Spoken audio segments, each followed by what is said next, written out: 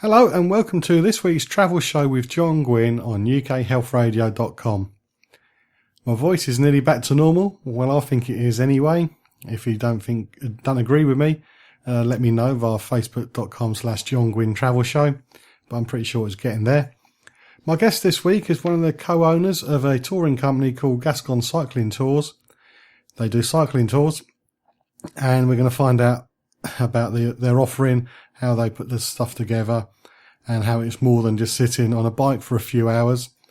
And then there'll be travel news as well, with some news from BA, including bed bugs and possible strike action, and also strike action that may affect those going under the Channel Tunnel over Easter.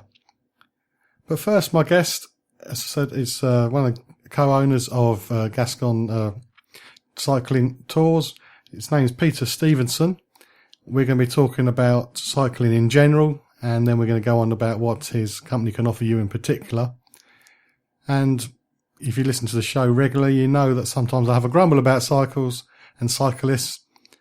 So to me, I'm not sure what the attraction of a cycling holiday is, but Peter soon explained why so many people like doing them. Well, John, as you know, people do all sorts of things on holidays. There's all sorts of ways to take a holiday. Some like to lie on a beach or be pampered at a resort or take an all-in cruise. And these holidays are great. But if you do take that type of holiday, then all you really meet is the service staff and other holiday makers. Mm-hmm. Whereas if you want to go to a country and explore it a bit and see a bit of the culture and meet the people, there's really no better way to do it than being on a bike at your own pace, at the leisure that you want to take it at. You can visit the local villages, go to the daily markets, people watch in a cafe, and just generally interact with the locals. And with us here at Gascon Cycling, there are no set itineraries. What we do is we design your days to suit you. Mm-hmm. So you can go where you want, at whatever time you want, stay for as long as you want, and we just organize that for you. And of course, cycling is such a healthy pastime. It's great exercise. And in this part of France, it's recognized that we have the cleanest air in Europe. So you don't have the fumes, you're not breathing in all sorts of pollutants. It's just it's a lovely way to spend a few hours each day. Well, isn't it awkward cycling for miles and carrying everything with you? Doesn't it just make it a bit harder on yourself? Yes, absolutely it is. And even if your tour company provide bag transport, you still have to pack and unpack every day. And that's why we're different. We don't do that. We have what we call a single point holiday. You come to we have an 18th century farmhouse, and you stay here for the week. So each day we take you out on a different route around the historic towns and villages and countrysides. If you're up to it, we'll even take you up the Pyrenees. And then each afternoon, you come back to the comfort of the farmhouse. So there are no issues whatsoever with moving luggage or carrying your bags or any of that. It's like a traditional gîte holiday, but with just fantastic cycling in between. So how fit do you need to be? Oh, you don't need to be fit at all. Mm-hmm. We'll lead you out on trips at a pace that you're completely comfortable with. We're providing a holiday for you to enjoy. It's not a boot camp out here that you're coming to. And in fact, I actually have osteoarthritis in both knees, and it doesn't hinder my cycling. I found that cycling helps the condition and eases the pain considerably. In fact, I wrote an article on this very subject, which is on our Facebook page. And my business partner, Fergus, has 2 replacement hips, and they don't hamper him in any way. In fact, he's heading off to Gibraltar at the end of the season. About 1,000 miles he's going to cycle down through France and Spain and down to Gibraltar. And he doesn't think twice about it. So fitness is not an issue in any shape or form. You come out and redesign the trips and the days that suits you at a speed that suits you. I hope my wife's not listening, because I keep saying I can't go cycling because I've got 2 dodgy knees. So she doesn't need to know that I'm not maybe being economical with this truth. Well, that's exactly the way I felt. I thought, oh God, I can't get on a bike, and after I had the operations on my knees, and I kind of was hobbling around, and eventually I got back on the bike, and it made a huge difference to me. Absolutely, it changed my life in weeks, less than weeks, days. It's just as if the movement without the strain on it, without your body weight on it, it just seems to oil the joints somehow. It's great. It really is great. I can assure you, it's changed my life absolutely. Cycling. Around 30 years ago, I used to be a postman, and the gear on the bike was scientifically chosen to be absolutely useless, no matter what the conditions are. So, is there? It was horrible bikes to ride. I kept breaking them because I just couldn't take the strain of me trying to go up hills and whatever. But is there a specific type of bicycle, or can you use any bike on a tour? Well, obviously you can use any bike that suits you. You know, a lot of people bring their own bikes out if that's what they want. But we just have normal road bikes, just high-spec road bikes with good gearing on them, a comfortable saddle, and pedals to suit you. You know, if you're quite experienced, you might have cleats so that your shoes actually attached to the pedals. You do that, or if you're just coming out in trainers, runners, we just do straps and you put those in. But no, there's nothing special about the bikes. They're a hell of a lot better than they used to be back in the day. They go up hills quite easily now with the gearing systems. So yeah, it's changed a lot since those days, John, I can assure you. You're listening to The Travel Show with John Guinn on UKHealthRadio.com. I'm talking cycling tours this week with Peter Stevenson from Gascon Cycling Tours. We've just gone through some of the basics of cycling touring, including whether you need to be fit and what sort of bike you need.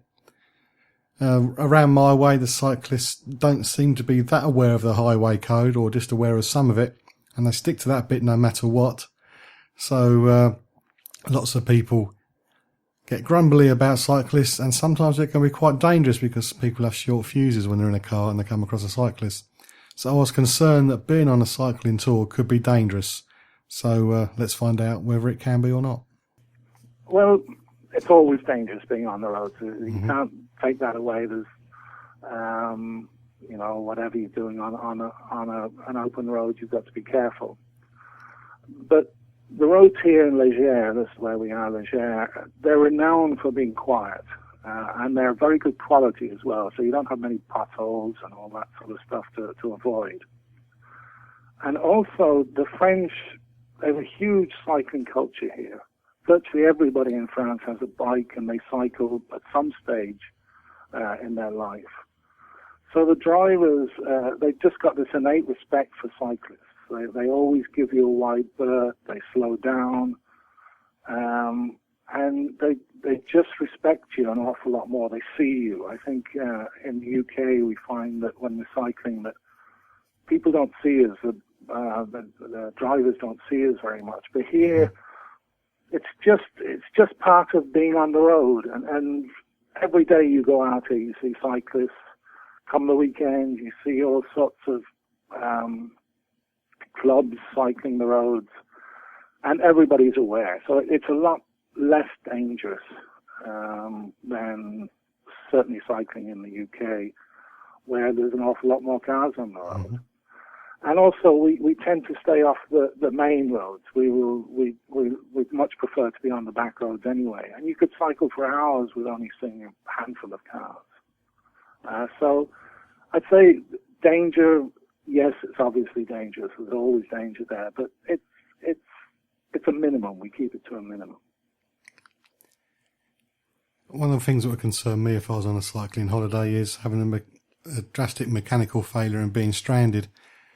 I don't suppose you can just ring up somebody like the AA or whatever, but what do you have a backup van coming on your tours, or do you have to hang around and wait? Yes, absolutely. There's absolutely no chance of being stranded. Mm-hmm. First of all, our tours are guided, so one of us will be with you, unless you decide to go off by yourself. But normally one of us will be with you. So we'll carry, normal spares for punctures and that sort of thing in a bag. Mm-hmm. But if something catastrophic happens, our van is just a phone call away, and we'll just bring a spare bike out and put you on a spare bike, and off we go again.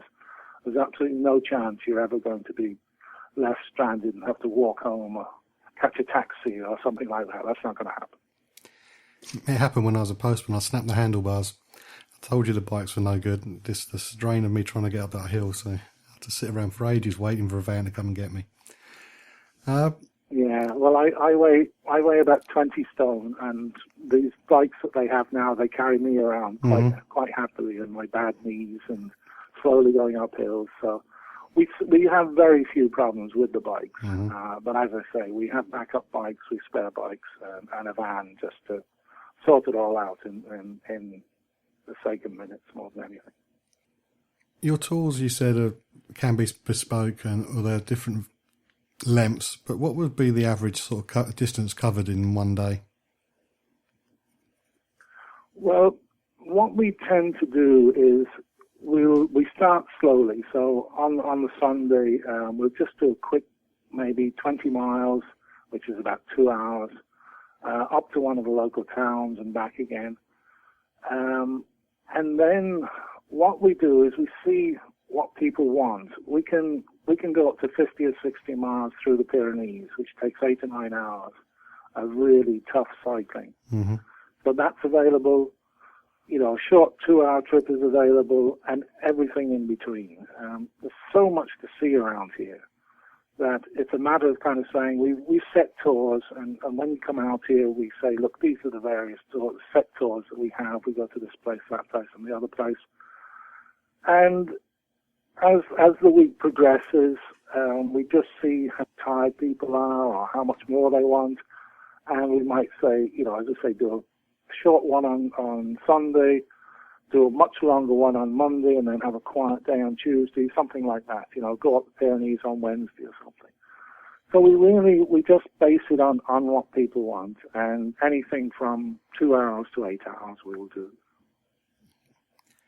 You see, this is your holiday, not ours. We're not setting out, you've got to do this today and you've got to do that tomorrow. What would you like to do? What makes you happy? What would you enjoy? And that's what we do. That's exactly what we do. Just going back to the danger